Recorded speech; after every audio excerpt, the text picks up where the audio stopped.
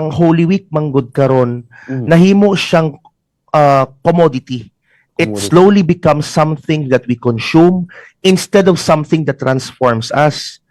Sumala sa uban, ang Holy Week daw, kinahanglan panahon aron mag-reflect, Mhm. mag-demonstrate og proper and timely reflection sa mga panghitabo. Pero nadunggan ako to imong gisulti ganina before sa atong interview, no? Kabahin sa mga issue sa atong nasod. Daghan kay mga tao makasinati nga unsa man ako pag-reflect ani pastor nga daghan may issue ang atong nasod karon, ang atong kalibutan karon, no?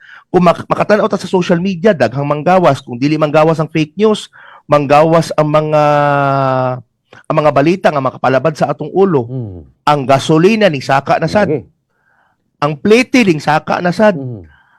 ang presyo sa mga pagkaon ning saka na sad.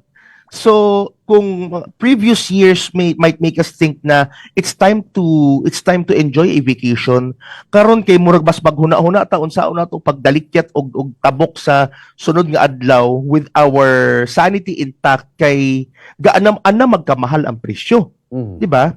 But then mauna siya ang nahitabo karon na nawala ang essence sa Holy Week kay tungod more pressing matters lead us into thinking away from the sacrifice of Christ and more into the issues that drag us down. Na imbis nga ang ilang huna-hunaon is unsaon man ako pag nakabuhat ba kog maayo sa akong isig katawo karong tuiga. Ang ginahuna-huna sa tao karon kay unsa man ang akong ipakaon sa akong pamilya karong adlaw.